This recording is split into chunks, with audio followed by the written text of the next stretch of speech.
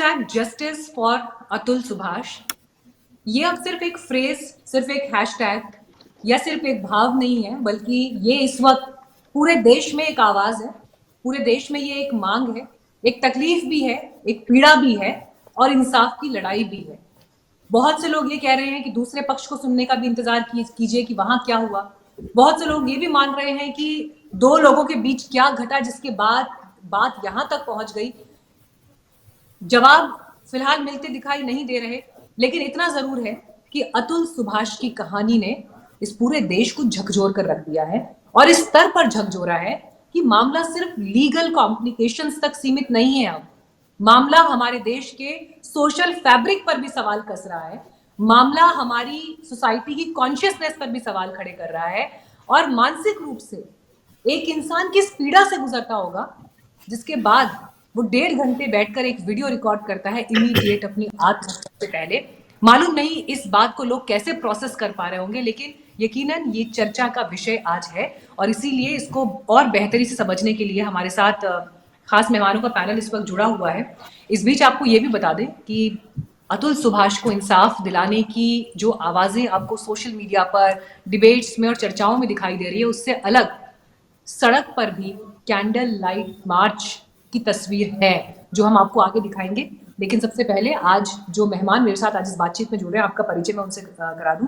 आकाश जिंदल जी हमारे साथ बातचीत में जुड़ गए हैं। आप अतुल सुभाष के मित्र भी हैं, एडवोकेट भी हैं। स्वरूप सरकार जी हमारे साथ जुड़ गए हैं। आप मेंस राइट एक्टिविस्ट हैं, को फाउंडर है men welfare trust and safe family foundation से। एडवोकेट प्रज्ञा भूषण जी भी चर्चा में जुड़ गई हैं हमारे साथ और senior psychiatrist and founder Manasthali doctor Jyoti Kapoor बातचीत में हमारे साथ जुड़ गए हैं। हमारे साथ विकास मोदी जी इस वक्त जुड़ गए हैं। आप भाई हैं अतुल सुभाष के। विकास जी, मालूम है कि आज बहुत सारे लोग आपसे बीते 2 दिन से बात करने की कोशिश कर रहे हैं अलग अलग मीडिया प्लेटफॉर्म से, और मैं समझ सकती हूँ कि आप लोगों के लिए ये कितना पेनफुल वक्त है जहां पर बड़े मुश्किल सवाल भी, तकलीफ देह सवाल भी आप सबके सामने आ रहे होंगे। मैं तो ये भी नहीं जानती कि आप लोगों को अभी अपने भाई के जाने का शोक भी क्या आप अपने घर में अपने परिवार के साथ बैठकर एक्सप्रेस कर पाए हो या जाहिर कर पाए हो। लेकिन अब इंसाफ की लड़ाई है तो उस इंसाफ की लड़ाई में तो ये सारे सवाल आपके सामने आई एम श्योर कि आएंगे ही। लेकिन अभी कैसे हैं आप लोग? घर की स्थिति क्या है इस वक्त? पापा मम्मी की कंडीशन कैसी है? मैम, आप कुछ वीडियो जो हैं आप देख रहे होंगे। कल हम पटना एयरपोर्ट पे उतरे थे तो मेरी मदर गिर गई थी, तो मदर की हालत बहुत ज़्यादा खराब है। फिर भी हमारी फैमिली में कुछ लोग आ गए हैं। जब मैं घर पहुंचा हूँ तो हमारे रिलेटिव्स हैं कुछ जो आए हैं, तो वो टेक केयर कर रहे हैं मम्मी का। फादर तो तब भी ज़्यादा नहीं कर रहे हैं क्योंकि मम्मी की हालत बहुत ज़्यादा खराब है, तो उनको संभाल रहे हैं थोड़ा सा। मैं रिचुअल्स पे और इन सब चीज़ों पे हूँ तो ज़्यादा ध्यान नहीं दे पा रहा हूँ क्योंकि मुझे शायद कुछ टाइम तक अलग रहना है, ऐसा रिचुअल्स होता है।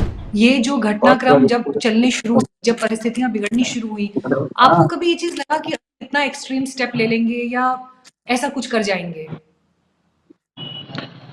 मैडम, बचपन से वो बहुत ज़्यादा जो है वो काइंड हार्टेड रहा है और कभी ऐसा लगा ही नहीं कि वो ऐसा स्टेप भी लेने की कभी कोशिश कर सकता है। हमेशा वो ऐसा रहा है कि गलत कभी उसने बर्दाश्त नहीं किया है। इवन वो स्टडीज में भी, उसके स्टडीज में जब वो पुणे में पढ़ाई करता था तो भी अगर उसके साथ कुछ गलत होता था तो वो उस पर बात करता था, चाहे वो HOD लेवल का बंदा हो या कुछ भी हो, तो उसे वो बात करता था। मुझे नहीं लगा था कि वो इतना एक्सट्रीम स्टेप इस सिस्टम से हार जाएगा, इस करप्शंस जो चलते हैं उससे हार जाएगा। लेकिन उसे न्याय की उम्मीद लगी नहीं, बिकॉज कि उसने अपने सुसाइडल नोट और वीडियो में जो ऐसे बताया है कि अगर न्याय देने के पद पे बैठा हुआ व्यक्ति अगर जेंडर स्पेसिफिक हो जाए, कि करप्ट हो जाए, तो कैसे कोई न्याय की उम्मीद कर सकता है? कैसे वो ये सोच सकता है कि उसे न्याय सच में मिल जाएगी? इसलिए मेरे भाई ने सुसाइडल नोट पे भी लिखा है जस्टिस इज ड्यू। उसने सुप्रीम कोर्ट ऑफ इंडिया को भी मेल लिखे हैं जिसमें सारे फैक्ट्स एंड फिगर्स दिए हैं उसने। प्रेसिडेंट ऑफ इंडिया को भी मेल्स लिखे हैं उसने, उसमें भी उसने सारी चीजें लिखी हैं। तो मैं सुप्रीम कोर्ट ऑफ इंडिया से गुहार लगाता हूँ कि वो सुमोटो इसका संज्ञान ले और इस केस को, क्योंकि ये जज के ऊपर केस है, जज के ऊपर एलिगेशन है, केस नहीं, जज के ऊपर एलिगेशन है, तो शायद प्रेशराइज किया जाए और शायद पुलिस तो कुछ कर नहीं सकती है बिकॉज ये जज का मामला है। तो सुप्रीम कोर्ट इसमें संज्ञान ले खुद से और इस केस के जड़ तक पहुंचे, इस केस का इन्वेस्टिगेट अपने अंडर, अपने कमेटी के अंदर या कोई फोरम के अंदर वो डाल के इसकी इन्वेस्टिगेशन करवाए और पहुंचे कि कौन गलत है, कौन सही है, मैं आपसे और जस्टिस जो ड्यू है, तो वी वांट जस्टिस। और देखिए आपकी इस डिमांड के साथ इस वक्त पूरे देश से जिस तरह से समर्थन में आवाजें उठ रही कि कानून का दुरुपयोग ना हो, जो कल को अतुल के साथ जो हुआ किसी और के साथ नहीं होना चाहिए। लेकिन बहुत सारे लोगों के मन में ये भी सवाल है विकास जी कि चीजें इतनी कैसे बिगड़ गई, मतलब अचानक ऐसा क्या हुआ जिसके बाद दोनों के बीच में ऐसा अलगाव हुआ। चलिए अलगाव होना पति पत्नी के बीच में कोई नया कॉन्सेप्ट तो है नहीं, देश में न जाने कितने ऐसे सेपरेशंस होते हैं, डाइवोर्सेस होते हैं, लेकिन यहाँ इतनी बात क्यों बिगड़ गई, ऐसा क्या हो गया था? मैडम आज की डेट में अगर 498 सेक्शन 498 ए का मिसयूज हो रहा है तो इस पे सुप्रीम कोर्ट ऑफ इंडिया की भी जानकारी दी गई है, जहाँ पे 98% केसेस को बताया गया है कि वो फेक केसेस हैं। क्या ये सिस्टम ऐसा नहीं है, या जो कानून बनाने वाले लोग हैं उनको ये नहीं पता है कि सुप्रीम कोर्ट का ये डायरेक्शन है, सुप्रीम कोर्ट का ये एडवाइजरी जारी की गई है, या जो भी डेटा दिया गया है, क्या इसके बाद भी जो कानून बनाने वाले लोग हैं उनको ऐसा नहीं लगता कि कानून में बदलाव की जरूरत है? आप कोई भी सेपरेशन का कोई भी ऐसा आप वो दिखा दीजिए जिसमें डाउरी का केस ना लगाया गया हो, चाहे वो 3 साल का मैरिज हो या 10 साल का मैरिज हो या 20 साल का मैरिज हो, जिसमें dowry is the famous one जो आपको लगा दिया जाएगा। हो सकता है अटेम्प्ट टू मर्डर, सुसाइड, ये वो बहुत सारी चीजों का वो सेक्शन लगा देंगे, जिसमें हाँ वो एक क्या कहते हैं अनयूजुअल सेक्स का कोई सेक्शन है, वो भी शायद बहुत फेमस है, वो भी लगा दिया जाता है। मेरे भाई के केस में भी ऐसा उस वीडियो में भी बताया है, जैसे कि अननेचुरल सेक्स जो है वो डाला गया है उसका भी सेक्शन। मेरे भाई का मैं बेटा ये है वो 4 साल का है। विकास जी मैं ये जानना चाह रही थी तो कि निकिता और अतुल के बीच ऐसा क्या हुआ जिसकी वजह से उनको अलगाव की दिशा में जाना पड़ा? क्योंकि अभी तक क्या है ना, बहुत सारे लोगों का ये भी मानना है कि निकिता की तरफ से अभी तक कुछ आया नहीं है या दूसरा पक्ष जो है उसकी कोई मैडम बात सामने नहीं आई। लेकिन ऐसा क्या हुआ जो दोनों की कहानी इतनी बिगड़ गई? मैडम निकिता के पक्ष से क्या हुआ क्या नहीं हुआ, ये तो वो बताएं तो ज्यादा बेटर होगा रेदर देन कि मैं बताऊं, क्योंकि उनके तरफ से स्टेटमेंट आपके पास आनी चाहिए इस चीज के लिए कि हम तो एलिगेशंस लगा रहे हैं या लग रहे हैं उनके नहीं, एलिगेशंस, तो उनको सामने कोई आके सी बात करनी चाहिए। है ही नहीं वहां। मतलब बहुत सारे मीडिया के लोग वहां गए, उनके घर पर गए, लेकिन वो सब निकल चुके हैं वहां से। इवन वो शॉर्ट्स भी अगर हैं तो तो जरा एक बार दिखाइएगा, मैं मैं उसे मैं रिक्वेस्ट आपके करूंगी। आपके माध्यम से मैं आपके माध्यम से ये भी चीज बताना चाहता हूँ कि क्या ये सिस्टम फेलियर नहीं है? अगर एक लड़की सुसाइड कर ली होती तो शायद 24 घंटे के अंदर हमारे परिवार को अरेस्ट कर लिया गया होता। ऐसा पीछे कुछ एक केसेस में मैं आपको बताना चाहता हूँ कि ऐसे एक एयर होस्टेस ने आत्महत्या की थी, तो उसके बॉयफ्रेंड को 24 आवर्स के अंदर जो है वो गिरफ्तार किया गया था, जिसमें कोई सुसाइडल नोट या वीडियो कहीं से नहीं मिला था उसके बावजूद। वहीं पे एक लड़के ने सुसाइड किया था जिसमें 20 मिनट्स का एक वीडियो जो है उसने बताया था कि कैसे उसको मेंटली हरास किया गया, टॉर्चर किया गया, और इसके बाद भी अगर उसकी गिरफ्तारी भी नहीं हुई, उसके ऊपर एफआईआर जो है वो 2 महीने तक दर्ज नहीं हुए, जो जिसमें उसने बताया कि एक्स फियांसे ने शादी कैसे उसको टॉर्चर किया था। निकिता और अतुल की शादी कितने साल चली? मैडम 2019 में शादी हुई थी और आई गेस मुझे एग्जैक्ट ये याद नहीं है, 21 में या 22 में सेपरेशन हुए थे, सेपरेट हुए थे। और बेटा हमेशा से निकिता के पास ही है, अतुल को कभी बेटे का साथ नहीं मिल पाया। मैडम उस जो सुसाइडल वो नोट्स हैं उसमें शायद उसने व्हाट्सएप के चैट भी लगाए हैं, जिसमें ये बताया है कि उसने कई बार जो है वो डिमांड किया है कि मुझे बेटे से वीडियो कॉल पे बात करवाई जाए, बट उसके लिए भी उसे कोई बात नहीं करवाया गया है, और इसके ऊपर कोर्ट ने भी कोई संज्ञान नहीं लिया है, और कोर्ट ने जबकि फेवर जो है वो सिर्फ और सिर्फ उन्हीं लोगों का किया है रेदर देन कि हमारा कोई पक्ष रखा हो। दूसरी बात, मैं एक और बात बताना चाहता हूँ कि जो केस चल रहे थे अभी, जो कोर्ट में केस चल रहे थे, इसमें जो जज के ऊपर केस लगाया गया है, जो जज के ऊपर एलिगेशंस लगाए गए हैं, उस एलिगेशंस पे मेरे भाई ने ये भी बताया है कि कैसे सुप्रीम कोर्ट के डायरेक्शंस को भी वो फॉलो नहीं कर रही है। तो मेरा मानना है कि सुप्रीम कोर्ट इस पे जांच करे खुद। हम्म। निकिता किस वजह से घर छोड़कर गई थी? ये तो किस वजह से गई थी ये तो आपको उनके परिवार से पूछना चाहिए था कि क्यों छोड़ के गई हैं। क्योंकि मैं जो बताऊंगा हो सकता है वो आप लोगों को लगे कि मैं गलत बता रहा हूँ। तो बेस्ट वन की आप उनसे ये चीजें लें, उनकी तरफ नहीं, से वो चीजें देखिए स्टेटमेंट आए। अभी आपसे बात कर रहे हैं तो ऑफ कोर्स अभी आपका ही पक्ष जानने की कोशिश है। तो आपकी तरफ से जो भी है देश के नहीं, सामने आना चाहिए, मैं इतनी अपने बड़ी पक्ष घटना। मैं अपने पक्ष की बात आपसे कर सकता हूँ, उनके पक्ष की बात आप उनसे करें तो बेटर है। नहीं, नहीं, मैं आपसे ही पूछ रही हूँ कि आपके पास क्या जानकारी है? निकिता किस वजह से घर छोड़कर गई?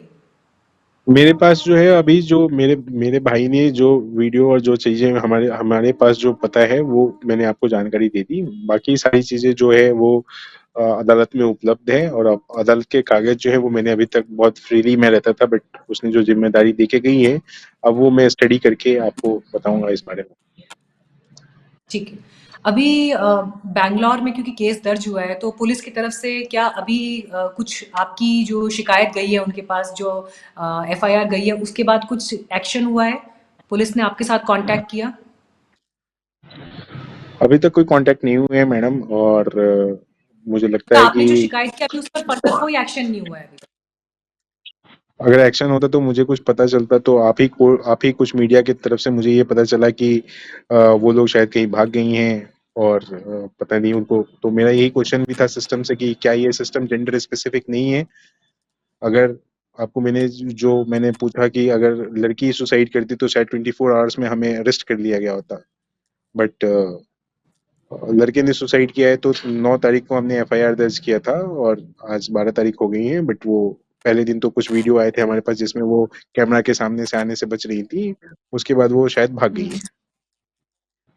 हम्म। तो निकिता जब घर छोड़कर गई उसके बाद से कभी जैसे फैमिली में कभी कोई मीडिएशन हुआ? मतलब यूजुअली ऐसा होता है कि बड़े लोग रिश्ता बचाने के लिए मीडिएट करने की कोशिश करते हैं, या परिवार के कोई और मेंबर्स करते हैं।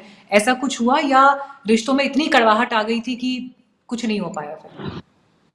नहीं, हमने सब कुछ जो है वो कानूनी तौर पे हमने कोशिश की। हमने कभी फैमिली की चीजों को अलग नहीं किया, क्योंकि हमारी जो लड़ाई थी वो कोर्ट के थ्रू ही हम सेटल करना चाहते थे सारी चीजें, जो आप वीडियो में भी देखे होंगे। तो उसमें मेरे भाई हम्म। ने भी बताया है कि हम जज को यही बोलते थे कि वो फैक्ट्स पे बात करें, मेरिट के ऊपर जो है वो आप केस का डिसीजन दें कि क्या करना है और क्या नहीं करना है। हम्म। हम्म। मैं विकास जी आपसे ना आज ये भी पूछना चाहूंगी कि देखिए अतुल तो अब नहीं है इस दुनिया में, और अतुल को लोग सिर्फ उस स्पेसिफिकली उस एक वीडियो के जरिए ही अब जानते हैं जहां पर उन्होंने अपनी पूरी पीड़ा, अपनी पूरी तकलीफ और जिस जिस हैरेसमेंट से वो गुजरे हैं उसका जिक्र किया है। उससे अलग अतुल क्या थे? मतलब अपने भाई के बारे में अगर मैं आपसे कहूँ आज की दुनिया अतुल को सिर्फ उस आईने में ही ना देखती जिस आईने में वो तकलीफ दे वीडियो सबके सामने है। किस तरह के इंसान थे, कैसा नेचर था, लोगों से मिलना जुलना क्या था, कैसे क्या सपने थे उनके, लाइफ को लेकर क्या सोचते थे? मैम, अगर मैं आपको उसके नेचर के बारे में बताऊं या उसके स्टडीज के बारे में बताऊं तो कोई एक ऐसा टीचर नहीं होगा जो जिससे वो पढ़ा होगा वो बताएगा आपको कि कितना ब्रिलियंट स्टूडेंट रहा है वो अपने शुरू से लेके अब तक।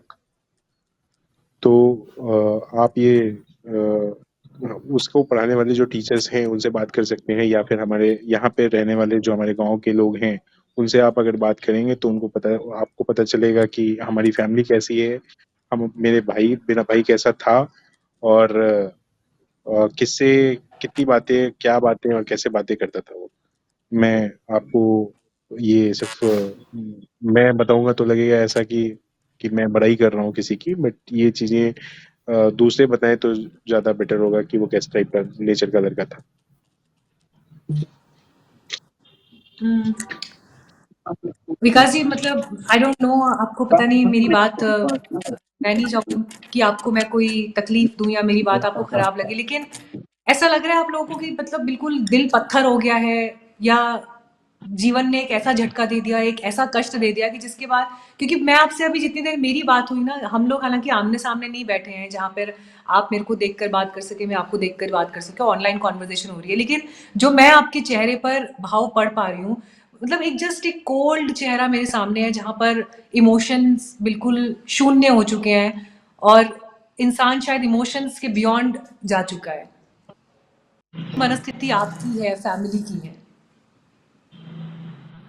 ये आपको सोशल मीडिया प्लेटफॉर्म से आपको पता चल रहा होगा, बट मनोस्थिति क्या है क्या नहीं है वो आप नहीं समझ सकते जो मैं समझ रहा हूँ या मेरी फैमिली समझ रही है।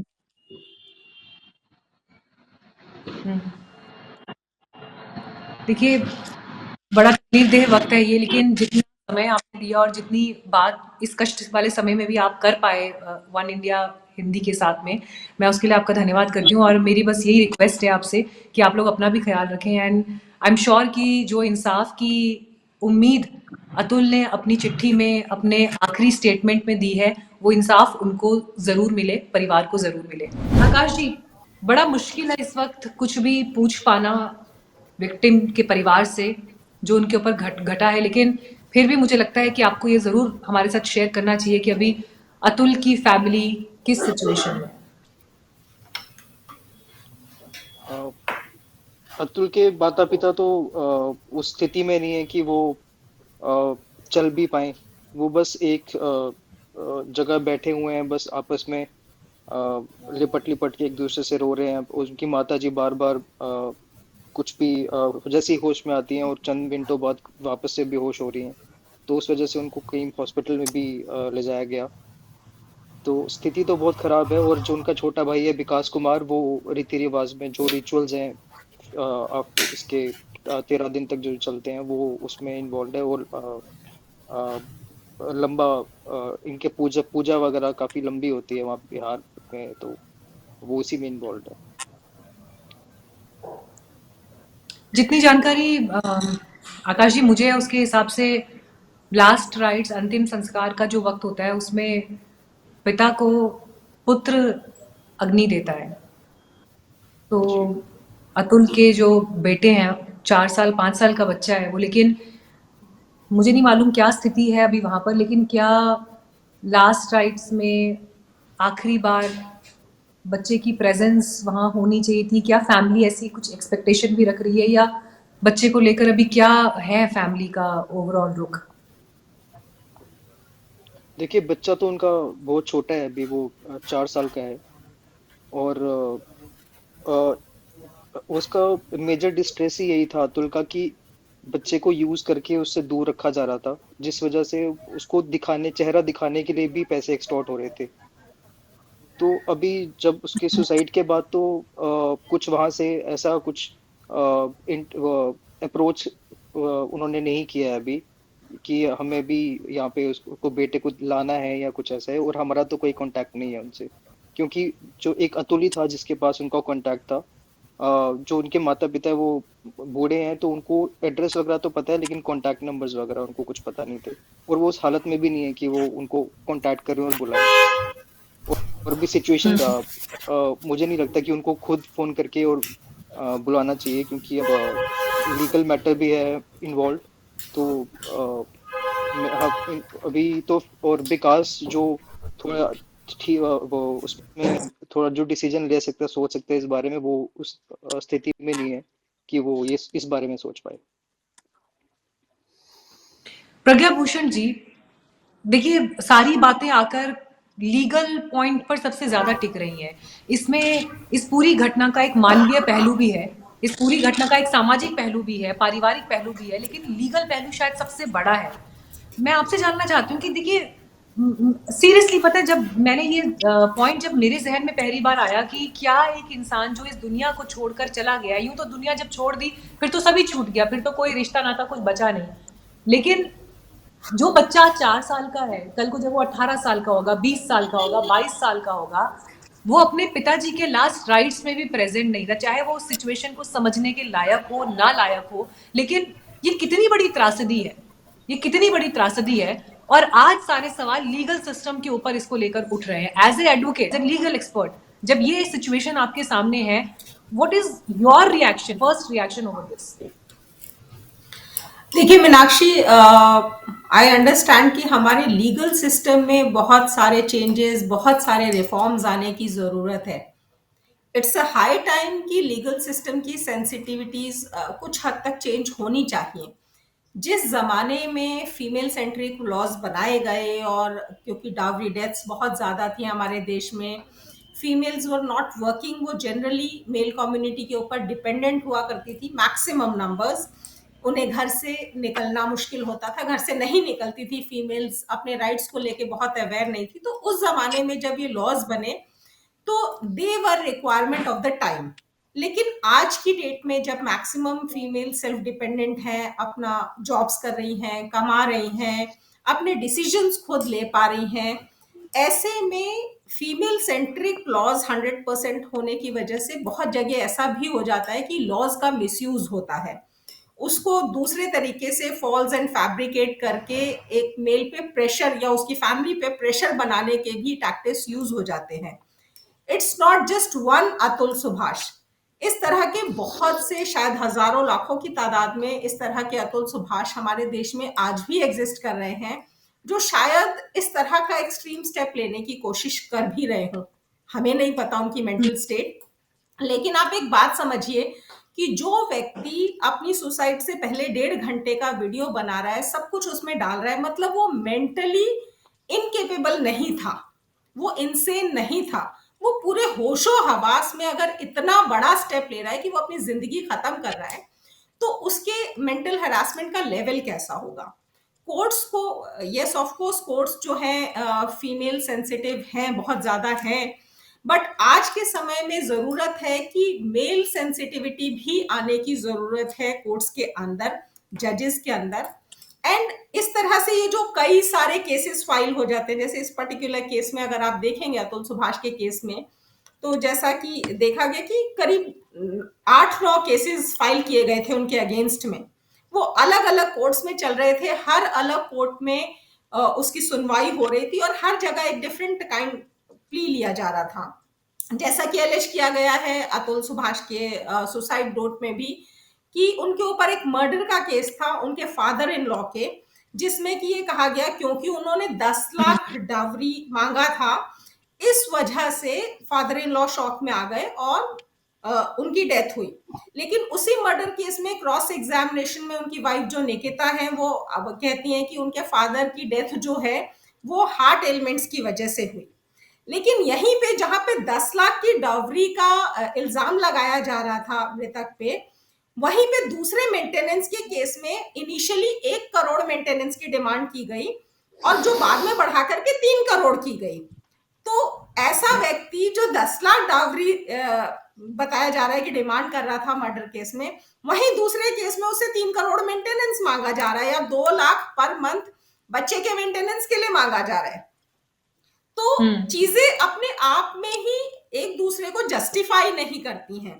तो इस तरह के केसेस में अगर एक सिंगल बेंच बना दी जाए, जिसमें मेल जज भी हो, फीमेल जज भी ठीक हो, है, जो मेल और फीमेल दोनों कंसर्न्स को समझ सके, और सारे केसेस इस तरह के लेकिन एक यहाँ पर तो मैट्रिमोनियल रीता केस कौशिक जी जब का कर नाम दिए ही जाए। इसलिए आ रहा है ना, वो तो फीमेल जज होते हुए भी, मतलब मुझे तो याद है कि जिस तरह का जो वर्जन अतुल ने सामने रखा, वो कह रहे हैं कि मैंने कहा इस केस में कितनी सुसाइड होती है, तो बीवी कहती है कि अच्छा तो तुम क्यों नहीं सुसाइड कर लेते, और जज उस पर हंसने लगती हैं। तो ये जो ये इनसेंसिटिविटी पूरे सिस्टम की दिखाई दी है यहाँ पर, और परिस्थितियों की दिखाई दी है, बिल्कुल, क्या मतलब उस परिस्थितियों को कहा जाए?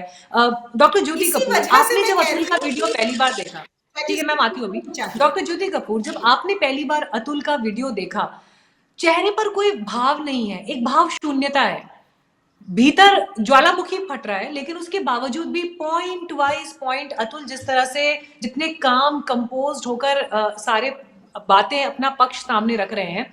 मैं कल भी कहीं पर बात कर रही थी और मैंने ये बोला था कि उस इंसान ने आत्महत्या को एकदम एक ब्लिंक ऑफ एन आई में नहीं सोचा है, अचानक नहीं सोचा है, किसी गुस्से में या आवेश में नहीं सोचा है। उसने कितने दिन उस आत्महत्या को अपने मन में, अपने भीतर जिया है, किस तकलीफ से गुजरे होंगे अतुल सुभाष। आपने जब वो वीडियो देखा, आपको क्या लगा उसे देखकर? मीनाक्षी, सॉरी मैंने वो वीडियो नहीं देखा है, but incidentally I will tell you एक एग्जैक्टली सिमिलर केस अभी मेरे पास चल रहा है। मेरे पेशेंट हैं जो एक हस्बैंड हैं जिन पे केस चल रहा है डाउरी और डिवोर्स के लिए, और वो व्यक्ति मेरे पेशेंट पुराने से रहे हैं, एंजाइटी डिप्रेशन का उनको प्रॉब्लम रहा है। और मैरिज में, रिलेशनशिप्स में ऑब्वियसली कंपैटिबिलिटी इश्यूज कई बार आते हैं, लेकिन जो व्यक्ति भावनात्मक तौर पे कमज़ोर होता है वो ज़्यादा इम्पैक्ट महसूस करता है, ज़्यादा अफेक्ट होता है। और फिर जब इस तरह की कोई चीज़ होती है जिसमें ऑब्वियसली लीगल सिस्टम की अगर हम बात करें तो कोई भी आम आदमी से पूछ लीजिए, कोई भी कोर्ट नहीं जाना चाहता, कोई भी लीगल किसी भी प्रोसेस में इन्वॉल्व नहीं होना चाहता है, क्योंकि जो मैं आपको एग्जाम्पल दे रही हूँ उसमें ये बात बार बार आई कि वाइफ और हस्बैंड की नहीं बन रही और वाइफ गुस्से में घर चली जाती थी या उन पे आरोप लगाती थी। मैंने कई बार उनको बोला था कि आप वाइफ को लाइए ताकि हम एक साइकोलॉजिकल असेसमेंट भी कर सकें और मे भी कुछ हो सके, बट वो आए नहीं थे। और अब जब बात यहाँ तक है तो उसी तरीके से जैसे बता रहे हैं कि कई सारे केसेस फिर डाले जाते हैं, बार बार हियरिंग होती है, अपने काम को छोड़ के आपको जाना पड़ता है। दूसरी बात जो आपने बोली है मीनाक्षी की, उनका जो फेस है वीडियो में, हालांकि मैंने देखा नहीं है, वो बिल्कुल काम और कंपोज्ड है। और ये स्थिति आ जाती है जब इंसान एक डिसीजन ले लेता है। आप सही कह रहे हो कि जो ट्रॉमा है वो आज का नहीं है, वो कंटिन्यूअसली कई टाइम से चल रहा होता है। जब हम सुसाइड की बात करते हैं, जो थियरीज हैं उसमें दो चीजें देखते हैं। एक होती है इम्पल्सिविटी, कि कोई अचानक से फ्रस्ट्रेट होके, अपसेट होके कोई गलत कदम उठा लेता है। लेकिन यदि कोई व्यक्ति किसी क्रॉनिक स्ट्रेस में गुजर रहा है, लंबे समय से तनाव में गुजर रहा है, तो उसके मन में बार बार उस सिचुएशन को कैसे डील किया जाए ये सवाल आते हैं। और फिर जब वो निराश महसूस करता है, होपलेस महसूस करता है, तो जी डेफिनेटली फिर वो इस तरह का कदम उठाने की सोचता है। और उसमें प्लानिंग एक स्टेज आती है। हम ये बोलते हैं कि जब व्यक्ति के मन में विचारों के साथ साथ प्लानिंग शुरू हो जाती है, वो बार बार चेक करते हैं कि किस तरीके से वो अपने आप का, अपनी लाइफ का एंड कर सकते हैं, तो इसका मतलब है कि अब बहुत सीरियस सिचुएशन हो गई है और इसमें इंटरवेंशन की ज़रूरत है, मानसिक तौर पे सपोर्ट की और हेल्प की ज़रूरत है। तो और जो लेटर की बात भी मेंशन की, तो लेटर ज़रूर मैंने देखा था। उसमें जो चीज़ मेंशन हुई है वो यही मेंशन हुई है कि उनका एक एंगल ये है कि मेरी वजह से पूरा परिवार परेशान हो रहा है, कि ये डिवोर्स केस मेरे ऊपर है लेकिन मेरे माता पिता, मेरा ब्रदर सब इन्वॉल्व हो रहा है। और ये हमने देखा भी है डाउरी और इन केसेस में कि पूरी फैमिली पे एक तरीके से हैरेसमेंट, एक ट्रॉमा हो रहा होता है। तो ना सिर्फ ये खुद का एस्केप, उनके लिए ऐसा भी रहा कि ऐसा करने से शायद मेरे माता पिता और मेरे भाई की लाइफ तो कम से कम स्टेबल हो जाएगी। तो ऑब्वियसली ये बहुत ट्रॉमेटिक है।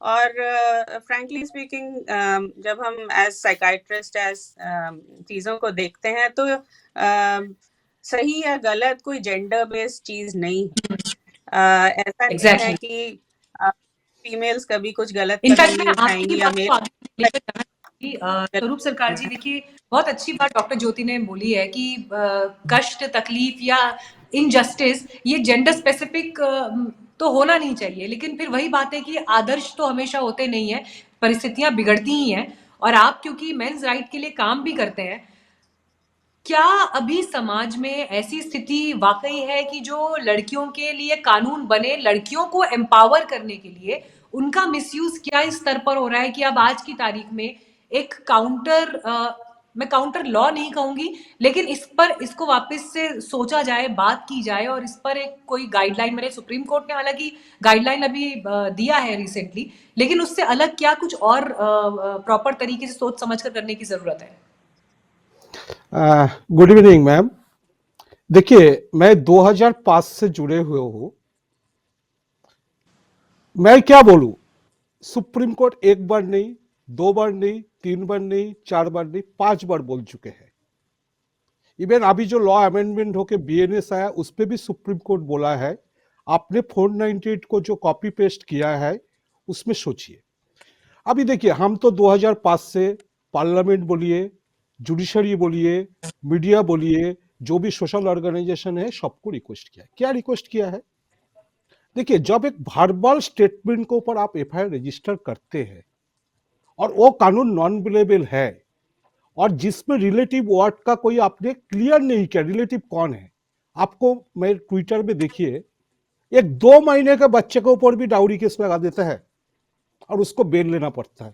ऐसे केसेस भी हमने पार्लियामेंट को दिया है, जुडिशरी को दिया है। अनफॉर्चुनेटली किसी का अंदर एक करेज नहीं है।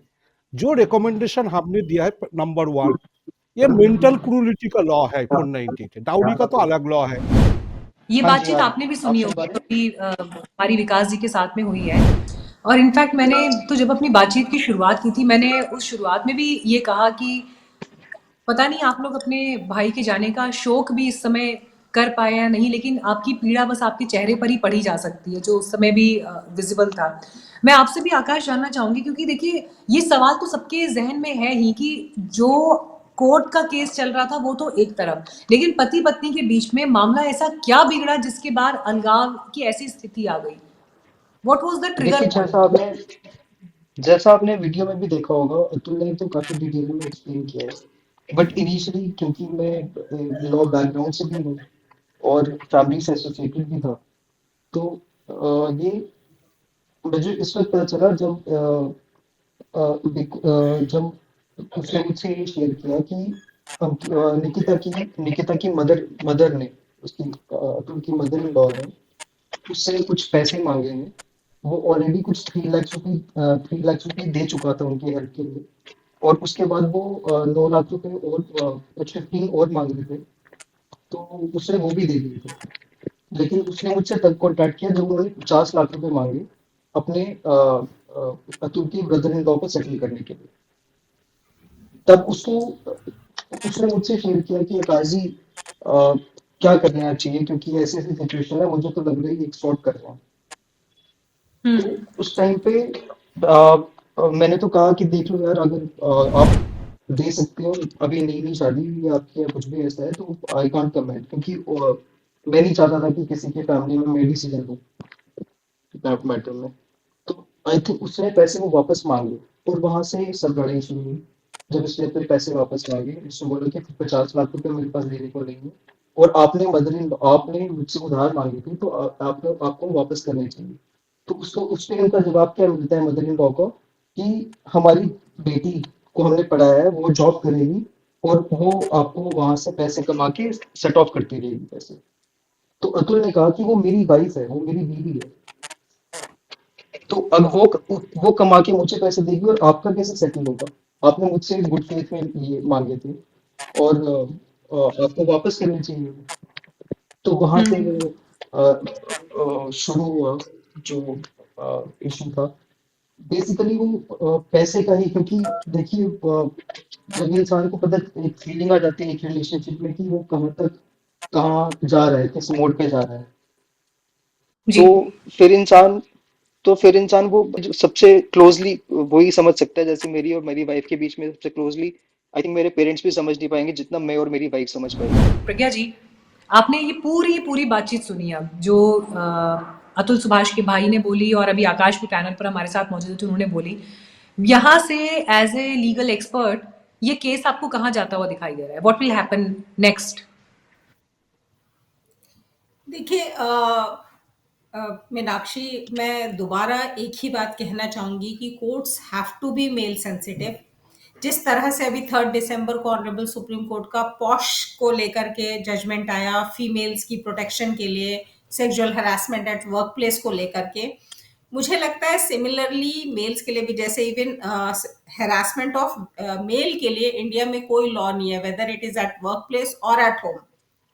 तो अगर एमएनसीज हम देखते हैं जो इंटरनेशनली एक्लेम्ड कंपनीज है, तो वहां पे जेंडर न्यूट्रल पॉलिसीज होती हैं सेक्सुअल हरासमेंट को लेकर के।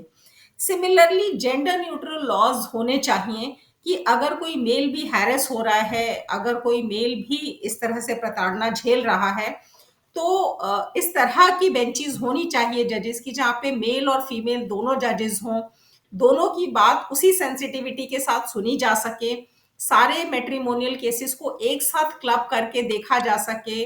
ऑनलाइन इसकी ब्रॉडकास्टिंग होनी चाहिए इस तरह के केसेस की, ताकि जिस तरह से इस केस में मामला आया है कि जज तक ने बात नहीं सुनी, जिस तरह से एलिज किया गया है या मजाक उड़ाया, तो अगर ऑनलाइन ब्रॉडकास्टिंग होगी इस तरह के केसेस की, तो इस तरह के जो डिस्क्रिपेंसीज हैं या इनजस्टिस हैं, वो होने के चांसेस ऑलमोस्ट जीरो आउट हो जाएंगे, रिड्यूस हो जाएंगे।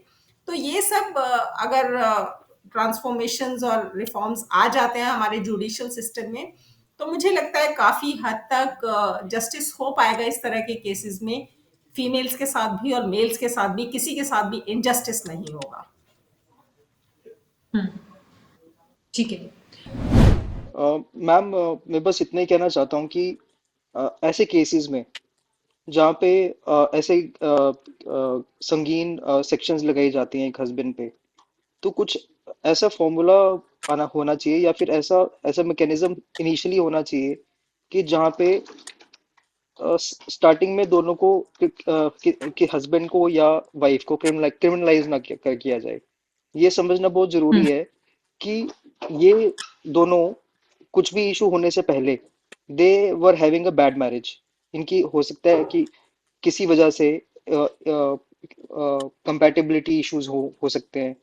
फर्स्ट ये सब चीजें देखनी चाहिए। लेकिन अगर कहीं ऑफेंसिव भी हैं, जैसे कुछ डोमेस्टिक वायलेंस होते हैं, तो जब तक वो उसका सफिशिएंट टाइम उसमें इन्वेस्ट करके जब तक ये श्योर ना हो जाए कि there were enough chances of enough chances जहाँ पे डोमेस्टिक वायलेंस हुआ है, रिपोर्ट्स फाइल हुई हैं, बीवी ने बहुत सारी एनसीआर फाइल करवाई हैं, पुलिस कंप्लेंट्स फाइल कराई हैं और सेटलमेंट्स हुई हैं, वहां पे आप उसके बाद एफआईआर रजिस्टर करो, उसके बाद क्रिमिनलाइज करो। लेकिन जब तक वो स्टेज नहीं है, जब तक सिर्फ एलिगेशंस हैं, तब तक ईदर ऑफ द पार्टी को, मैं वाइफ के लिए भी कह रहा हूँ कि क्रिमिनलाइज मत करो। उम्मीद अब यहाँ से यही कि आगे इंसाफ की ये लड़ाई और मजबूती हो। जाते जाते मैं कुछ तस्वीरें आपको दिखाना चाहती हूँ जो अतुल सुभाष को इंसाफ दिलाने के लिए सड़कों पर आज एक प्रोटेस्ट की सूरत दिखाई दी, और वहां पर हमारी टीम भी मौजूद थी। उन्होंने क्या देखा, लोगों से क्या बात की, इस रिपोर्ट में देखिए। वो लोग जो यहाँ पर आए थे प्रदर्शन करने, उनको यहाँ से हटाया गया है।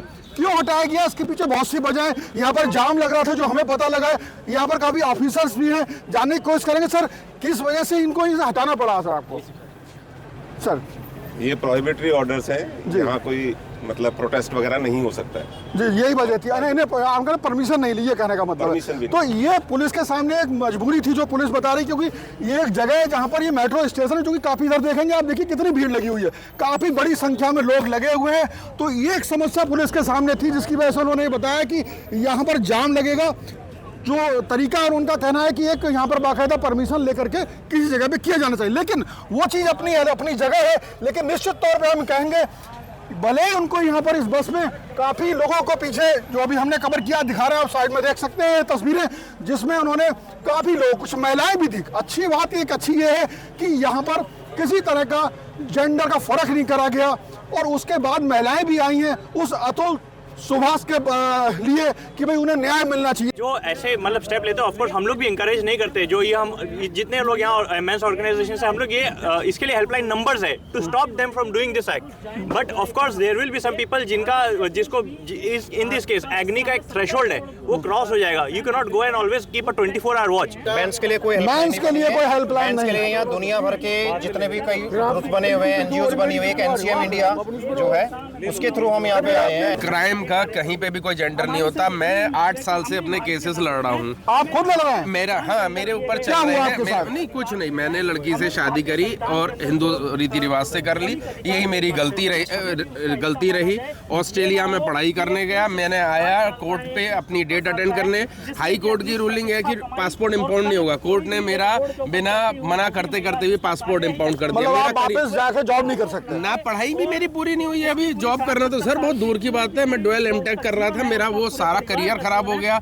मैं हाई कोर्ट में भी गया हूँ, ट्रायल कोर्ट ने मेरा मेंटेनेंस बांध दिया, वन साइडेड। अतुल सुभाष है जिसने सुसाइड कर लिया, उसके दुनिया भर के केसेस उसके ऊपर लगाए गए। अगर वो अपराधी होता तो वो केस फेस ना कर रहा होता। वो खुद सुसाइड नहीं करता। अगर इतनी हिम्मत वो जुटा पाता कि वो अपराध कर सकता, तो वो खुद अपने आप को नहीं मारता, बल्कि उनकी अपेक्षा वो उन सबको मार देता जो जिन्होंने उसको इतना प्रेशर कर दिया कि वो आत्महत्या करने पे अब इस दुनिया को छोड़ने पे मजबूर। महिलाओं के अधिकारों के विरोधी नहीं है, हम भारत के नागरिक होने के नाते हम सिर्फ ये चाहते हैं कि भारत के जो 70 करोड़ पुरुष हैं उनके पास भी अधिकार हो। ये ना हो कि सिर्फ एक जेंडर वन साइडेड लॉस की वजह से एक जेंडर पिसता रहे। यहाँ पे जो 1,28,000 जो पुरुष, एनसीआरबी का डेटा है, 1,28,000 पुरुष हर वर्ष आत्महत्या कर रहे हैं, जिनकी सुसाइड कर रहे हैं, उनके ऊपर भी ध्यान दिया जाए। भारत के 70 करोड़ पुरुष हैं जो टैक्स पेयर हैं और इन टैक्स पेयरों की टैक्स से एक भी वेलफेयर स्कीम इस भारत के पुरुषों के लिए नहीं है। और जबकि आप देखिए इस बार के बजट के अंदर 3 लाख करोड़ का बजट महिलाओं के वेलफेयर के लिए दिया गया। बिल्कुल, मैं भारत की संविधान में 15(3) जो धारा है वो हटा दो, क्योंकि उस धारा से ये सारे जेंडर बायस लॉज आए। और हमने 1948 में जेनेवा कन्वेंशन साइन किया था, न्यूरमबर्ग कन्वेंशन साइन किया था। उसके हिसाब से संविधान में एक कानूनी धारा कि हम महिलाओं के लिए स्पेशल धारा बनाए, वो नहीं होनी चाहिए।